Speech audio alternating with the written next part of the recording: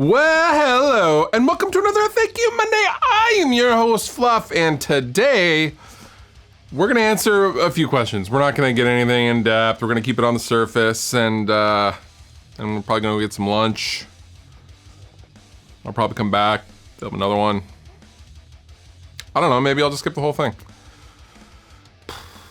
First question, what would be the best software to play and record metal guitar and record? Helix Native, Amplitude, Bias? What works best with Reaper? Any advice? All right, you said best with capital B-E-S-T letters. That indicates that you are financially ready to throw on down. And you want the best? I'm gonna say the Helix. I actually just like 3 days ago, I actually got a Helix, guys. I got a rack Helix with a foot controller that Line 6 is letting me borrow. And with that, I got the Line 6 Helix Native, and yo, it's pretty good. It's really good. The key is to load third-party impulses, but your question is, what is the best software for recording metal guitars and what works with Reaper? And my answer would be the Helix Native would be my absolute number one choice. It should work with Reaper just fine. Reaper is a great DAW, it's very robust, and it's usually up to spliff on most new plugins and stuff like that, so I'm sure it works with Reaper. Definitely check out the Helix Native. I know you can try a free version, but the free version you cannot load IRs, but I mean, there's free versions of all those things, so definitely check them out and see which one works best for you. But my choice would definitely be the Helix. When were you at GitCon? Seemed like a cool event. I was totally invited to GitCon, and I would have loved to have made it, but when they were planning all that stuff out, I was actually supposed to be on tour, and it would have worked out so that I would have done like an entire US tour, and then I would have literally been home from a 30-day US tour for like 8 hours before I had to fly to Germany for 24 hours or something like that. It was crazy, and based on that information that I had at that time, I declined, sadly.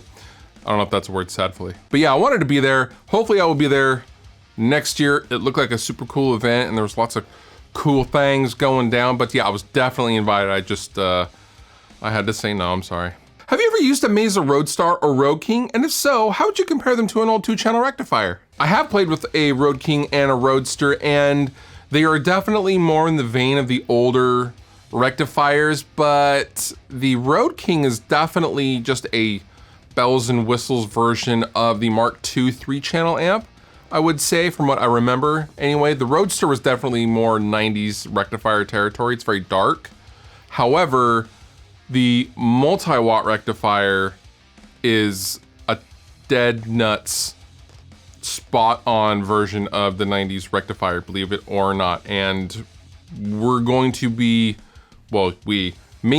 I will be doing a video very shortly demonstrating how and why and the differences between the original Rev F rectifier, which is actually right here below the camera, and a multi-watt dual rectifier. It's gonna be using the same tubes. It's gonna be good, but shockingly close the multi-watt is to an original 2-channel dual rectifier, but with much more bells and whistles and yeah, much needed improvements like the clean channel. I'm thinking about getting a Kemper. I live in an apartment and wanted to know the best way to run in my MacBook Pro for home recording. The best way, if you're running like an apartment situation, what I would do is just get a small interface, maybe like a Focusrite Scarlett or something that has a digital input, the SBIF, and just run it digitally into your interface. That way you're bypassing the converters, and you can plug in some headphones in your interface if you want, and just run a clean and simple setup like that. If you have monitors, I mean, you can still obviously use that setup. I don't remember if the Kemper has a headphone out. I think it has a headphone out on the Kemper. But if you're looking to record, obviously, yeah, just go SBIF into a small interface. The interface is obviously hooked up to your MacBook, and you are off to the races. Pretty simple, straightforward setup. You just need the 3 components, and you're good to go. And now, Fluff reads a tweet.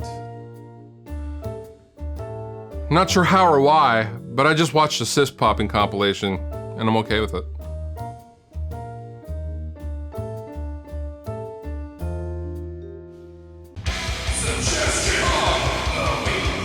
This week, my suggestion to you in honor of the late, great Tom Petty is to check out the unbelievable documentary of Tom Petty and the Heartbreakers and the life of Tom Petty, Running Down a Dream. This documentary is like, I think it's 3.5 hours or 4 hours or something. It's crazy, crazy long, and it is worth every second of your time.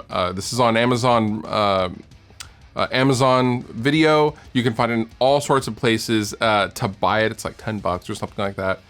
Absolutely worth your time and effort to track this documentary down. It's unbelievable. I watch it like once every other month, and I will be watching it probably this upcoming weekend in remembrance of Tom. Miss you, Tom. Thank you. All applicable links down below in the description. You've been wonderful. I've been Fluff. Thank you so much for watching, and I'll see you next time.